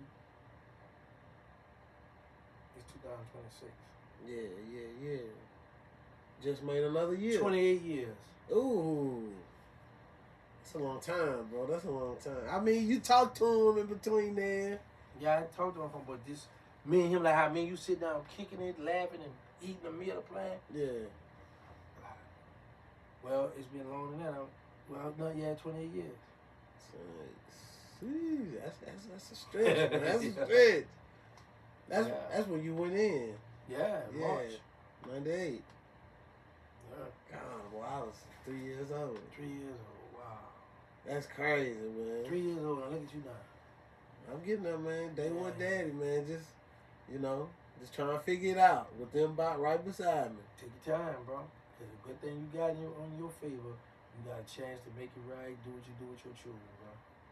Yeah. Family, mom, your lady, you out here. And just trying, man. Just trying to scratch my name on the wall. That's it. It's on there. Look what you got, bro. Think about this. When I was so happy what I accomplished when I moved from that girl and I started getting my YouTube money. I had paid for me a little studio. So when you first walk in, you got the living room. I got a refrigerator in there. I got a microwave in there. Another little bedroom in there. Then I had a bathroom. I got a bathroom in there. Then I got the room in there where I interview people. Then I had the podcast room. I felt good that I had accomplished something, got something on my own where I could record and invite people over. Right. If they want to record or whatever, you know what I'm saying? So that kind of stuff, I sit back and reflect, and I just say this here with you. Look what you did. You got this here, made your own little thing where you ain't got to disturb your family. Oh, I sent them out. Since she out eating with the kids. Look at that. Y'all go ahead. We about to handle this here. Well, because I told her, I said, man, it's supposed to be cold. And I said, you feel me? If it's too cold, I ain't gonna have him outside. You feel me? I'll do it in the kitchen. And she riding, whatever. But you made it work. You got the heater down here. Hey man, I told you I gonna make sure you straight, man. I told you, man. Big facts, bro. Make sure you straight. When you get guests, bro, you wanna make sure they come back. Yeah. Yeah, man. So I'm looking at your setup. I like this. So it's like me and the kids did it. Man, look at that. I drew some. The kids drew some. Yeah, bro. We went from there. Yeah, that's good too, man. Sis, dad. You drew this. Hey, well, gotta teach them something, man. You gotta teach them something. That's good. I like that. Because you gotta keep in mind, you could have been doing something else. Or you could have did, anything. It could have been a little trap van. The trap little thing. Oh, the window right there. I'm gonna stick it more. You see, what? I'm gonna make a podcast. Yeah. And people coming through my own podcast. Hey man, just think. About a year ago, I messaged you. I said, you gonna be my first big one, man. Yeah? Yeah. Look, you don't even remember. Oh, bro. Because that's when you was like, you got my cash up already? Yeah, that was shocked me. I was like, what the world? Yeah. I told you, about a year ago. But you gotta keep in mind, I talked to so many people. Like, I early on, I didn't talk to so many people for the board. Like, they'll do me this. Like, speaking of old lady, didn't know it. They'll do me stuff like this, bro. They'll hit me. That's the dog? It's my old lady. Where that dog at? He locked up. All right. So you gotta keep in mind, bro. People hit me up. I had a habit of I'll hit them back. Okay, yeah. Yeah, you hear him now, yeah. So I hit them back, and when I hit them back, if I call you, when we start talking, they slick recording me. So it ain't mine. I don't need the interview. Now I didn't talk to her. I didn't ask him some questions. I'm good. I said, man, because I don't have no manager. Right. So I said, okay, I'm about to stop. talking to them. Well, I'm gonna stop calling them their phone first. So certain people who I know ain't on no bullcrap, yeah, I'll call your phone. Right. Certain people, I be like, man, just send me the deposit. Once you do the deposit, then send me a number. Now I'm gonna have to talk to you. I know you ain't. Yeah. Cause bro, they got so many people play so many games out here. But bro, I just take it one day at a time. Stay focused. You know, sometimes I drift off and think about certain stuff or thinking like, man, I shouldn't be in this spot. I shouldn't be doing this. I should, you know, come on to a nice bag of money where I could just do what I need to do. You know, Right. I want to get into the box truck game. You know, buy the houses, flip houses, or rent houses out, whatever the case may be. But then I think about, you say you believe in God. Mm-hmm. Okay. You pray and ask God to let you out while you're healthy and alive and let you see your mother while she's still alive. So God stripped all the materialistic things, Birdman and the jet, the mansions, stripped all that from me. Now you start from the ground. I let you out. That's what you asked for. You see your mama, I let you out. I be like, man, I should have told God, I want some money too. Give me a bag. But I be like, you know what, them are the two things I asked for. I'm happy with that. Not gonna complain. I can travel. I can buy the things I want to buy. I can't buy everything I want to buy, but I buy things, and I'm happy, bro. Well, you know that car gonna go through. Yeah, Big you facts. private, yeah. Big fact. Let me see how many I got. Something like that car. Let me see here. Well, that's what I tell them. I'm broke, Got but that 14 car gonna go cars. through. Oh, man. Yeah. Yeah, I got a little nice where I can put a little car, I can shuffle, you know what I'm saying? Shuffle. Yeah, man. So, you know. When you was in the feds, and you was you ever I don't know what they call them, E-man? Yeah. You big dog Muslim. Yeah. How long was you up there? About 6 years, 6 years. So, Yeah. So was that you over every Muslim in here? On that compound, right. So you pastor and everything, you up there preaching too? Yeah, that's like that what the EBM do. Get up and get a cookball, the speech. I don't know. That's what I'm asking. Yeah, know? yeah, that's what I'm saying. Yeah, he get up and they get a speech. Yeah. Okay. It's sort of like how you got the ministers in the preachers in the church. Yeah. So you got the imam, they're the ones who get a cookball. Or you might have a first Amir, another brother that's helping the imam out. Helping the imam out. Because the imam might say, okay, next Friday you get a cookball, you know. You get a sermon to the brothers. Yeah. Might tell another brother they did that. Because you got to keep in mind, there's a lot of Muslims that got a lot of knowledge. Mm-hmm. Yeah, Muslims on the compound might have more knowledge than me, but some of them don't want to take that responsibility. So how do you voted in or something? Yeah, the brothers would be like, it go by who been in the longest, the oldest, the more knowledge. We got the criteria you got to go by, and then you got the brothers they gonna vote. Like, I think we ought to get this brother. You nominate like how many brothers, and then they'll be like the Jamaat, the ulama, the brothers. They'll vote on who they want. You know, to be the face. Right. To be the imam. Representing everybody. I don't like to use that word imam because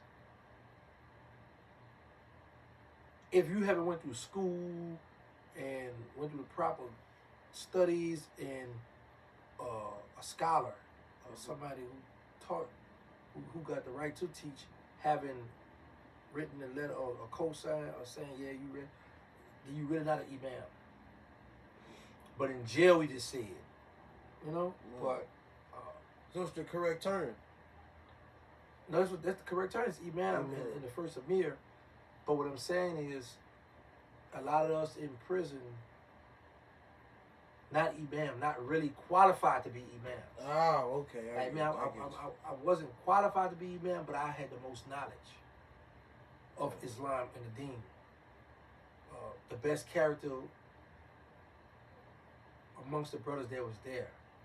But you had some brothers that had way better character than me as well, but you had brothers that, the ones that had that character was like, nah, I'm good, I don't want to. Because when you the imam, it comes with a lot of stuff. Responsibility. Yeah, man, you might have 300 Muslims on the compound. And look, so if one of them Muslims get into it with somebody else, it's coming to you. You're going to find out about it. Well, not really. Sometimes you got the Sharif. The Majlis, you got the Sharif staff, where you got the security team. It don't supposed to get to me, because my job is to get prepared for the cookball next Friday. I'm supposed to be studying and reading and getting ready. So basically, you the pastor and the deacon handle the problem. Something like that. Handle that. Yeah, they go handle that. Okay. And the Sharif, what is? Look, I know a partner named Sharif. Yeah, I got a Muslim brother named Sharif too. Okay. But his name is Sharif. But yeah, the Sharif that's the ones who go handle all the business. They enforce it. They go handle the business. The Majlis staff is the ones who, if a brother do something wrong, they might sit down, come together, and look at the Quran and the Sunnah and see how they could go about rectifying the situation. So you had the Majlis staff, they'll look at stuff, or they'll make phone calls to the street to see if they can get a good ruling or whatever, how to handle the situation with this brother. This brother did this or this brother did that. But the Imam, he the one that's supposed to be focusing on getting ready to admonish the brothers and as well as himself about the things that's going on, remind them of the Prophet, Allah and the Prophet Muhammad sallallahu alaihi wasallam. So, yeah. You said it's a difference in the Muslim religion. How do you know the difference? Like, is it like a Farrakhan side or the Honorable Elijah and all that? Okay, right there. So the Nation of Islam believe that God appeared in Farad Muhammad, who they call Master Farad Muhammad. They believe Elijah Muhammad was the messenger. Some of them pray the Salat the way we pray. Some of them don't. Some of them haven't taken Shahada. Some of them have. Sunni Muslims, we take the Quran. The Nation of Islam have Quran. They have the Quran. We take the Quran and we take the Sunnah of the Prophet Muhammad, peace be upon him, like the things he did. We try to follow as close to that, like how you make the wudu when you get ready to pray, certain stuff, how you put his shoe on, put the right shoe on first, the left one on. When you get ready to take your shoes off, you take the left off first, then the right on. There's a certain way to take your shoes off? Yeah, put your clothes on, right, first, left. Okay, so look, is there a process to, like, what is the process to becoming, whichever side you choose? I don't know about the nation. Okay, what was your process? How about that? Okay, when I was in the nation, it's this letter you got to write. That Elijah, man, you got to write exactly, you got to mimic that handwriting to get your X. For me to become Terrance X, I had to write this letter and send it to Chicago. I did that, sent it off, and I never got my X. To become Muslim, you gotta believe in the oneness of Allah, oneness of God. You take Shahada, Ashhadu an la ilaha illallah wa Ashhadu anna Muhammadan Rasulullah. I mean, you bear witness that there is only one God, that the God don't have no partners or no associates, and that you bear witness that the Prophet Muhammad sallallahu alaihi wasallam is the messenger and prophet of God, the final, the seal of the messenger and prophet. And then you gotta, there's 5 pillars and 6 articles of faith that you gotta believe in. And once you learn your prayer, it's mandatory you pray. How often? 5 times a day. Any specific time? Yeah, I'm happy you said that.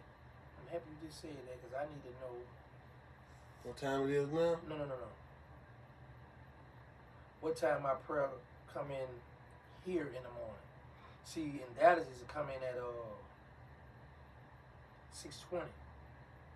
So now I gotta go prayer. I just go in prayer time in Nashville, Tennessee, and it come in at 5:42 in the morning. So I used to get up. So you gotta wake up middle of the night, pray, and then you lay down and go back to sleep. Yeah. So stay up. Yeah. Okay. So you said you was trying to get your ex. So you was with Malcolm X and them and all that? Yes. But this is the thing. Malcolm X later left the Nation of Islam and became what I am today. Mm-hmm. So what was the what got him killed? Was it that he was taken from Elijah, or what was it exactly? Okay. I thought really, watching the movie, I just thought, he getting a little too big for his britches, There you go. The thing was this. Over here, the black people, the white people had their foot on our people's neck. Mm-hmm. So they had our people thinking it wasn't nothing. This. So Elijah then was instilling in the people that, all white people the devil. Y'all lost somebody, and this, building them up. So when Malcolm X went over to Hodge, Malcolm X said, man, I'm sitting over here with some of the whitest of the whitest, some with the blues of the blues eyes. So he letting the people over here in America know everybody ain't the devil. All these white folks ain't the devil. These are Muslim brothers, Muslim sisters. Mm-hmm. At that time, the Nation of Islam wasn't ready for that to be spread over here in America. Mm. So Malcolm X, I think they set him down, but when Malcolm X went on his own, he was getting too big, too powerful. People were gonna listen to him. So if you got something going on here, then you got somebody trying to push a different agenda over here. We gotta stop that down. We gotta stop that. Yeah. See, I had some people in the Nation that I'm real cool with, and we be having respectful debates and conversations. And the first thing they always say is, the feds, the government killed Malcolm X. The feds, the government killed Malcolm X. I say, listen, who was it that pulled that trigger? It was a black man. Mm-hmm. So they were quick to say the feds or the government killed Malcolm, but it was the black people that pulled the trigger. His own people pulled that trigger. Yeah. But if a Nation of Islam want to have a respectful debate, I'm always open for that. Mm-hmm. I just, in my older age, I don't want to be hooping and hollering, disrespecting one another, because a brother, it's crazy. When I left the Nation, every time I learned a little something, I run over there and get on there, and be quiet, right? So the person come in. I said, what's up? He said, I using that same state at one time. He said, it's 3 prongs to these 7 ridges to this key. He said, first you got to have the knowledge of what you're talking about.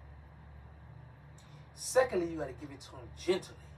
And third, you got to be patient to see how you receive it. He said, because you could be dead right, but your arrogance is going to make him not want it, you could miss the blessing. You know how we be like,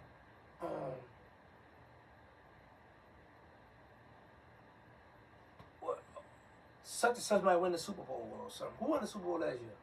Was it the Eagles? Yeah. I say the Eagles win the Super Bowl. You be like, no, they're not. Like, man, I'm telling you. And then, that might not be a good analogy, but anyway, if I be like, see, I told you, and I'm like, man, I told you ain't want this, what is it? If I give you the proof and show you something, right? So, I learned that in life in general, not just with religion, with anything. When you trying to show somebody something, if you being arrogant and cocky and nah, they not gonna want to accept it or take it from him because in their mind like, oh, he right, I don't want him to be right. Yeah. You know? Okay, so I would say that's similar to what was Charleston White and Sean Cotton. Because he about his titles and all that. Uh-huh. He's like, I'm telling you and I'm giving you the proof. But then when you see Say Cheese going back with Oshino, he rebutting everything Charleston said. But he giving him game. He telling you, but it's like he didn't want to accept it because the way he was telling him. And that's what we get caught up at. Some people feel like, man, I'm a grown man too, man. Don't talk to me like that. Yeah. So, and the brothers had to teach me, like, be patient. Take your time, and see how the person receive it.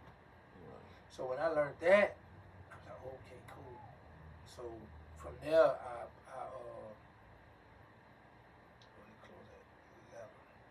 So from there, I just learned to, start being patient.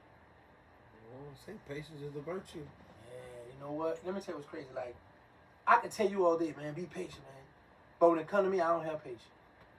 Like, sometimes I be like, man, I'm trying to work on it, man. You know, you told me to be patient. I be like, yeah, that ain't for me, that was for you. You know what I'm saying? But, yeah. Look, that's cool, man. That's cool. So, if you could bring any of the original Hot Boys back. None of them. None of them? None of them. Just to show, where you at in life and just what we could have made it to. I'd rather, let me tell you what's crazy. I'd rather bring my mother back. Or I'll bring my grandfather back. Because think about this, I can only bring one person back, right? Yeah. So I got Dooney Sterling Mosquito, Lester Duplessis, Black Him. I got people who I loved and looked up to. I can't pick one of them.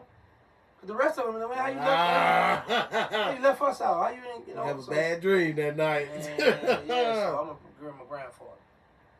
Okay, that's cool. What's something your grandfather taught you that stick with you today? Nothing. I've been in juvenile. I ain't gonna lie. My grandfather was just tight, but like I ain't never had no sit down life learn lessons and do that. I just learned everything from the street and just what's around you. Hey man, you made it though. That's a fact. You made it though. I'm God chosen one. I was one of the ones God wanted to make it. Yeah.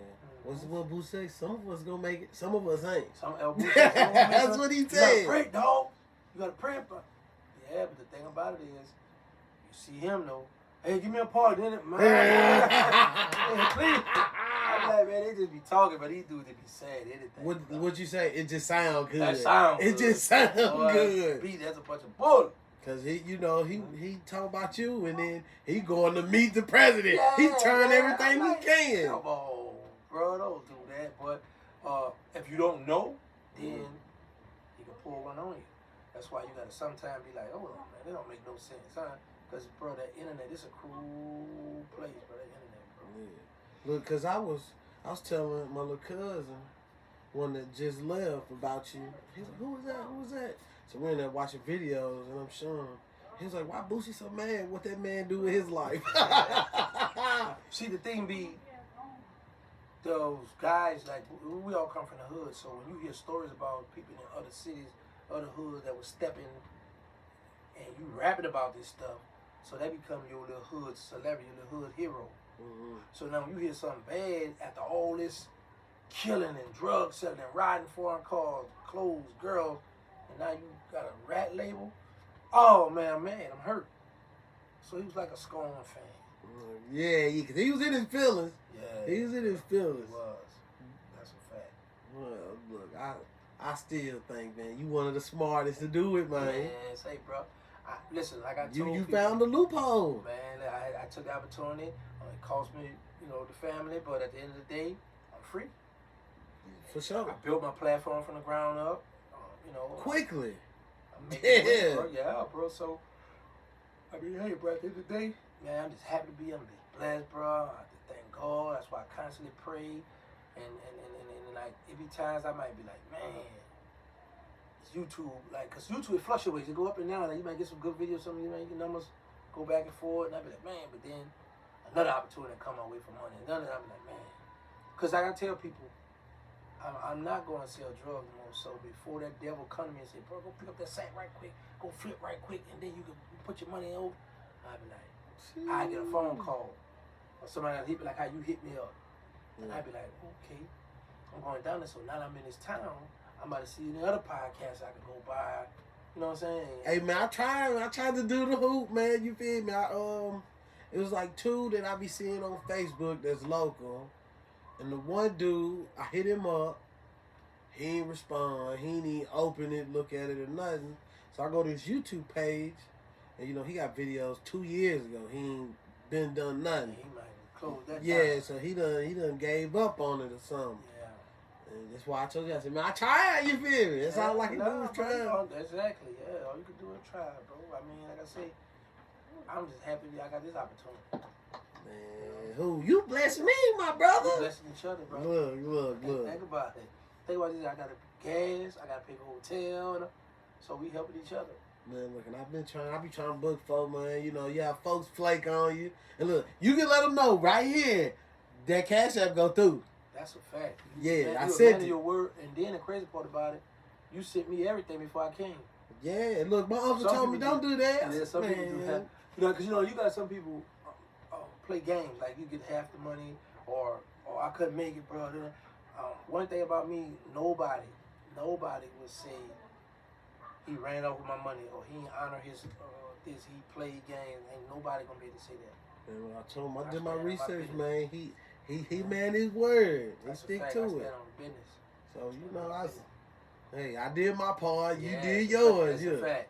Yeah. And you blessed me, my brother. Fact, look, this I'm looking there. I'm amazed. I'm like, I got OG gigging. Big fat. I'm in the building, bro. Look, man, you hit me and I was like, cause bro, I wasn't even gonna come out here. When you said that, I said, boy, I'm on my way. Look, I said, look, I wonder if he coming. You feel me? And you hit me. I said, oh yeah, cause I was gonna just chill. I just come from Cali.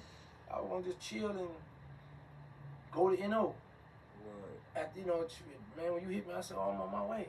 Look, as soon as I hook up, I'm moving money. You feel me? We gonna make it work. And I took care of the request you asked me for. Ah, good looking now. Yeah. Good looking out I too. took care of that. Yeah, look, I'm listen. Let me tell you, I sat down right. So I got my phone over here because Vlad wants your phone off everything on, right? So I'm trying to think of it. I can't remember the podcast. I said, as we going through, I'm trying to figure how can I get to my phone before Vlad cut these cameras off. I said, I got it. I said, Vlad, hold up before we, because nobody on Vlad do shout outs. Okay. So I said, Vlad, I got something I want to clear up before we end. All right. I went got my phone and I looked at your podcast. Phone down, and then I was like, look, because I really wanted to straighten the situation because there's somebody with a fake page on Instagram trolling people, getting into people, and I'm like, that ain't me. So, because it was a real situation I almost had. A dude contacted me and went in my DM talking about, man, I got people out where you at, man. We pull up on what? Bro, like, because at first I was like, man, I don't disrespect people's sisters. I don't disrespect women unless they say something about me and I responded. But when he went to talk about pulling up, I just went to tunnel vision. All I knew was, boy, let's pull up then. So happened, I know the people that know him and we got together. It was a misunderstanding. So I got a chance to straighten that on Vlad, and then I threw it in there. Look, my boy, yeah. Mm-hmm. How did you stay calm with Orlando Brown, man? That's like a little kid. I'm calm with everybody. He just all over the place. I let a person just do what they do. Right. Eventually they're gonna get tired. That's Orlando Brown, bro. Yeah, because he was going left, and you'd be like, all right, okay, you done with that. Yeah, man, when I see somebody, all right, let's go back over here. But yeah, I just learned, I don't like to argue with men. For sure. They give me a headache, so when somebody's doing something crazy, so I might speak on it, I voice my opinion, they still, all right, whatever. Orlando's just a hyper person. Cool dude, though, hyper person. He really, is he putting on for the camera, or is he off the camera? Orlando always hype like that, bro. He a good dude, but he always is hype, bro. Right. I mean, he always hype. He gotta have some kind of stability about him. He working, you feel me? Working, big facts. That's a fact. So what you got next? Movie. I want to do the movie. I'm trying to do my movie. The Boys at War. Boys at War. That's my next thing. I'm waiting on it. You're next goal, bro. That's what I'm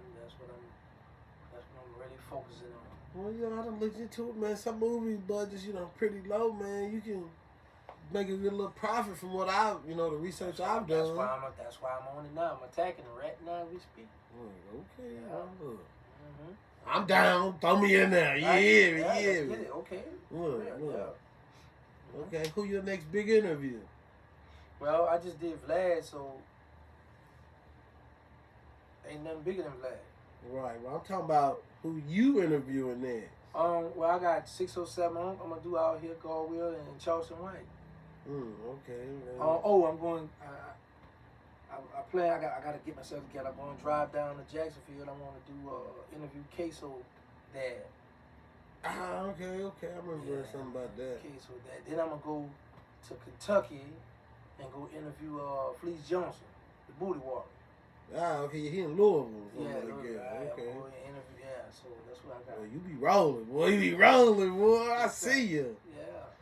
Well, look, when can TSP get on there? You feel me? Yeah, I mean, I might be a nobody, you feel me? But I got a story, you feel me? Don't never ever consider yourself a nobody.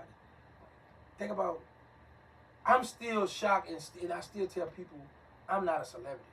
I'm just a man got on there and just told my hood story like there's gangsters in every hood and all over the United States. Yeah.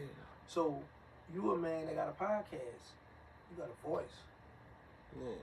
You about to be a man that's gonna be able to lead these little youngsters.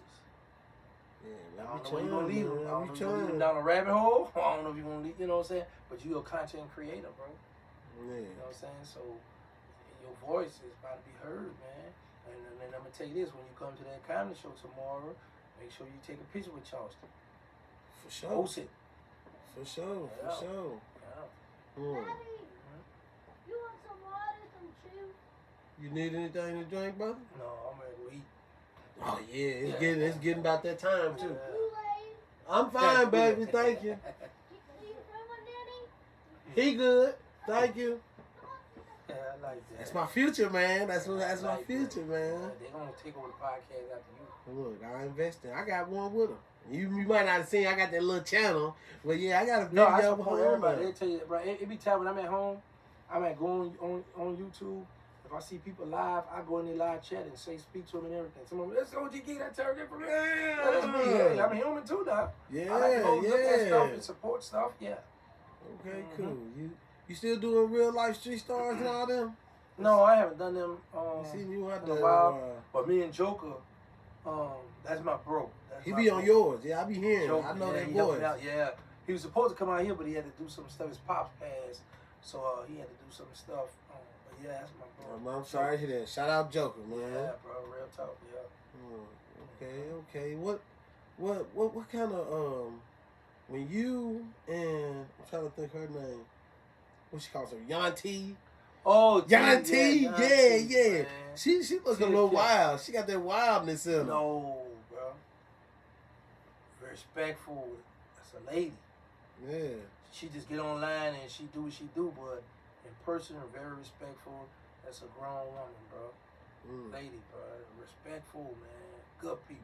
Cool as a fan, Yeah. bro. Look, she got a nice smile on her too.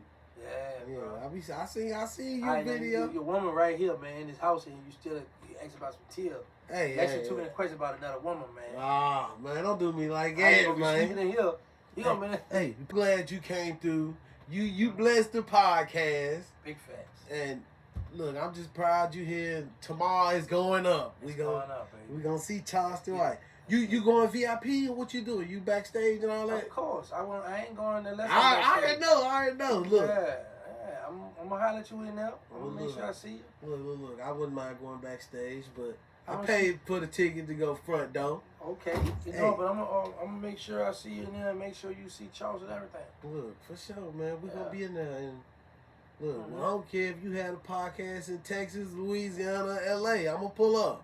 Okay. I might bring the kids. You feel Bring me? 'em, But man. hey, we Bring 'em, bro. gonna come through. Yeah, bring them. It's all about networking, opening Yeah. doors. Let me tell you something. When I come around people that got their children and stuff, they let me know. One thing I know for sure, he ain't on no bull crap. Because you ain't want to put your children on harm's way. Yeah, for So sure. when I see a person travel with their family, their children, or come in and do an interview, I'm like, okay, this person ain't about no boy, ain't about a kind of person love their family. You know what I'm saying? They're going to protect their family at all costs. So I love to see when people have their family with them. I know they come and do the interview and go. Pion, ain't no backdooring and none of that goofy stuff, bro. Hey, look, man, business, man. Look, even when you threw your price, I ain't trying to negotiate. What you say is what you say. I either got it or I don't. All right. So you feel me? And Hey, that was a low price. hey, look. That's what I jumped on told, us so hey, look. I quick. said, man, it's a deal, man. You can't turn this Yeah, down. bro. Yeah, That's it. I would be So trying I- to knock nobody over the head, bro. Well, look, there it is. Shout out Terrance G. Williams. Wow. Building. Look, appreciate you, man. It's all good, bro. Yup.